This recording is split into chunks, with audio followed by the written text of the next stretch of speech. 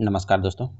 आज हम बात करेंगे दिल्ली पुलिस कांस्टेबल एग्जीक्यूटिव के फिजिकल के बारे में कि आखिर दिल्ली पुलिस कांस्टेबल के फिजिकल में क्या कराया जाता है, आपको पीएमटी और पीईटी में क्या-क्या देखने को मिलता है। तो आज हम इस वीडियो में डिस्कस करेंगे कि दिल्ली पुलिस एग्जाम के बाद जब आपका फिजिकल होता है दिल्ली पुलिस में, तो उसमें क्या-क्या प्रोसेस होता है और क्या आपको करना है पीटी और पीएमटी में। तो सबसे पहले हम लोग बात करते हैं मेल कैंडिडेट के पीईटी के बारे में, उसके बाद हम फिर बात करेंगे फीमेल कैंडिडेट के पीटी के बारे में, फिर उसके बाद फिजिकल के बारे में बात करेंगे, मेल और फीमेल दोनों को एक साथ। तो हम सबसे पहले पीटी यानी कि पीटी जो रनिंग और लॉन्ग जंप और हाई जंप कराई जाती है, उसके बारे में बात करते हैं मेल कैंडिडेट के बारे में। तो अगर आप मेल कैंडिडेट हैं और आपकी एज 30 साल तक है, यानी कि बहुत सारे इसमें कैंडिडेट होते हैं, जैसे एक एक्स सर्विसमैन होते हैं, तो उनकी एज जैसे कि 30 साल से ऊपर भी हो जाती है और 40 साल के ऊपर भी बहुत सारे एक्स सर्विसमैन होते हैं। तो ये नीचे का डाटा उनके लिए है, तो आप इसको देख के कन्फ्यूज़ ना होइए।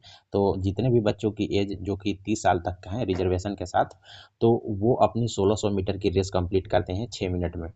यानी कि आपको 6 मिनट में 1600 मीटर की रेस कंप्लीट कर लेनी है। उसके बाद जब आप कंप्लीट कर लेते हैं 1600 मीटर की रेस 6 मिनट में, तो फिर आपको लॉन्ग जंप करनी होती है। तो लॉन्ग जंप आपको मेल कैंडिडेट को 14 फीट की करनी होती है। तो आपको 14 फीट में 3 बार का समय मिलता है, यानी कि 3 बार में आपको 1 बार 14 फीट की उसमें लॉन्ग जंप कर लेनी है। जैसे मान के चलिए आपने पहली बार लॉन्ग जंप किया, लेकिन आप रिजेक्ट हो गए, नहीं कर पाए। दूसरी बार आपका 14 फीट हो गया, तो उस समय आप सेलेक्ट हो जाएँगे और फिर आप लॉन्ग जंप में पास हो जाएँगे। लेकिन मान लीजिए कि आप पहली बार लॉन्ग जंप किए उसमें फेल हो गए, दूसरी बार किए उसमें भी फेल हो गए, तो फिर आपको तीसरा मौका दिया जाएगा और तीसरा में अगर आप 14 फीट लॉन्ग जंप कर लेते हैं, तो फिर आपका ये लॉन्ग जंप भी पास हो जाता है।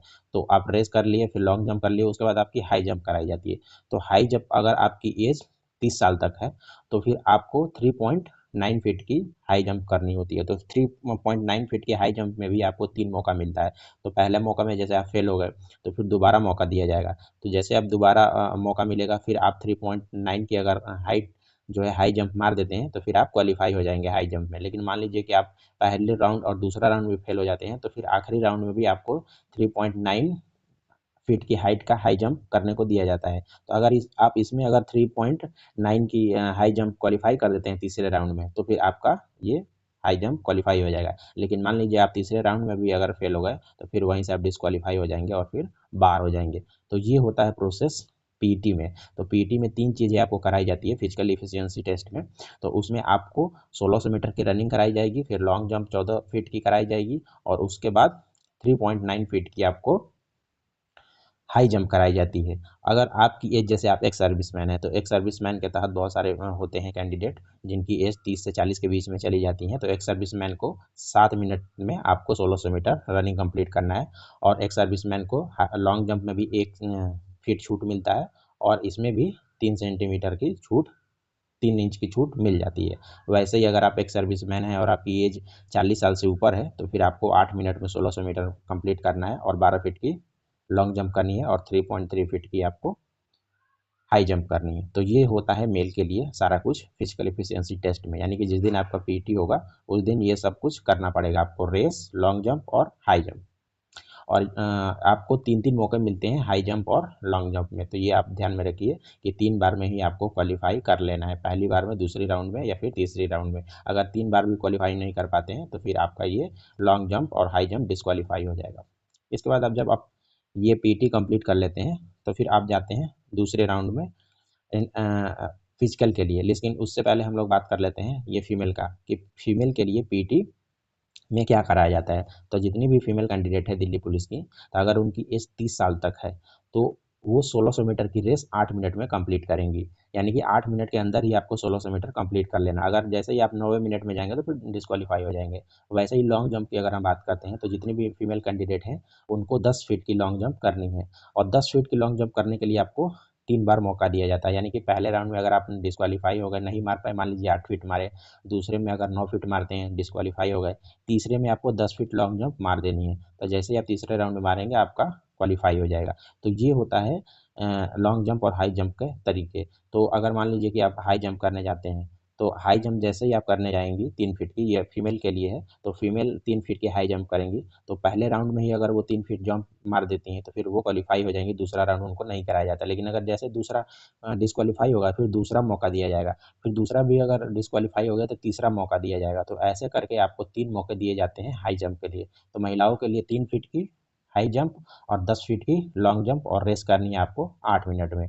उन महिलाओं के लिए जिनकी एज 30 साल तक है। अगर मान लीजिए कि आप एक सर्विसमैन हैं, आप आर्मी वगैरह में अगर काम कर चुकी हैं, तो फिर अगर आपकी एज 30 से 40 साल के बीच में है, तो फिर आपको 1 मिनट अतिरिक्त दिया जाता है, यानी कि 9 मिनट दिया जाता है 1600 मीटर रेस कंप्लीट करने के लिए, और 9 फीट की आपकी लॉन्ग जंप कराई जाती है। वहीं 2.9 फीट की आपको हाई जंप करनी होती है। अगर आपकी एज 40 साल से ऊपर है, तो आपको 10 मिनट का समय दिया जाता है 1600 मीटर रेस कंप्लीट करने के लिए, और लॉन्ग जंप के लिए आपको 8 फीट की डिस्टेंस दी जाती है, और हाई जंप के लिए 2.6 फीट की कराई जाती है आपको हाई जंप। तो ये होता है एज वाइज।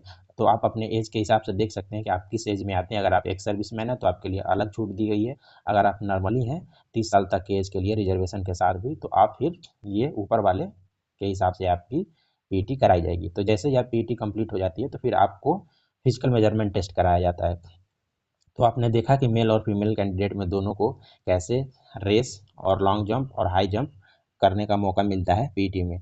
उसके बाद हम फिजिकल में जब जाते हैं, तो फिजिकल मेजरमेंट टेस्ट में आपका हाइट, चेस्ट नापा जाता है। तो दो चीज़ आपको इसमें नापी जाती है फिजिकल मेजरमेंट टेस्ट में। तो जितने भी मेल कैंडिडेट हैं, जैसे यूआर हैं, ओबीसी हैं, ईडब्ल्यूएस हैं और एससी कैटेगरी के हैं, उनकी हाइट होती है वो 170 सेंटीमीटर, यानी कि 170 सेंटीमीटर आपकी हाइट है और आप यूआर, ओबीसी, ईडब्ल्यूएस से बिलोंग करते हैं, तो आपकी हाइट 170 सेंटीमीटर होनी ही चाहिए। लेकिन अतिरिक्त छूट मिल जाती है एसटी कैटेगरी के स्टूडेंट के लिए। तो जितने भी बच्चे एसटी कैटेगरी से बिलोंग करते हैं, उनको 5 सेंटीमीटर की अतिरिक्त छूट मिल जाती है। तो अगर उनकी हाइट 165 सेंटीमीटर भी है, तो वो एलिजिबल हो जाते हैं, यानी कि उनको फिजिकल मेजरमेंट टेस्ट में पास कर दिया जाता है। उसके बाद फीमेल की अगर हम बात करते हैं, तो फीमेल यूआर, ओबीसी और ईडब्ल्यूएस कैटेगरी की जितनी भी फीमेल होती हैं, उनकी हाइट 157 सेंटीमीटर नापी जाती है। लेकिन अगर हम बात करें एससी और एसटी की, तो इनमें दोनों कैटेगरी में छूट मिल जाती है 2 सेंटीमीटर की। तो एससी और एसटी की कैंडिडेट 155 सेंटीमीटर अगर उनकी हाइट होगी, तो वो फिजिकल मेजरमेंट टेस्ट में पास कर दी जाएंगी। उसके बाद हम बात करते हैं चेस्ट के बारे में। तो चेस्ट मेजरमेंट में यूआर, ओबीसी और ईडब्ल्यूएस के जितने कैंडिडेट हैं, उनकी चेस्ट 80 सेंटीमीटर होनी चाहिए, 81 सेंटीमीटर होनी चाहिए। वहीं 4 सेंटीमीटर का एक्सपेंशन मांगा जाता है। तो 4 सेंटीमीटर का एक्सपेंशन के बाद आपकी चेस्ट 85 हो जानी चाहिए। लेकिन अगर आप मान लीजिए कि आप एसटी कैटेगरी से बिलोंग करते हैं, तो मान लीजिए कि अगर आप एसटी कैटेगरी से बिलोंग करते हैं, तो आपकी चेस्ट 76 सेंटीमीटर होनी चाहिए। तो 76 सेंटीमीटर होनी चाहिए, और 4 मीटर एक्सपेंशन के बाद आपका चेस्ट 80 सेंटीमीटर तक हो जाना चाहिए। तो ये है चेस्ट मेजरमेंट। तो चेस्ट मेजरमेंट के लिए यूआर, ओबीसी, ईडब्ल्यूएस और एससी कैंडिडेट के लिए 81 सेंटीमीटर होना चाहिए, और 4 मीटर का एक्सपेंशन होता है, यानी कि चेस्ट को फुलाया जाता है। तो उसके बाद 85 सेंटीमीटर आपकी हो जानी चाहिए।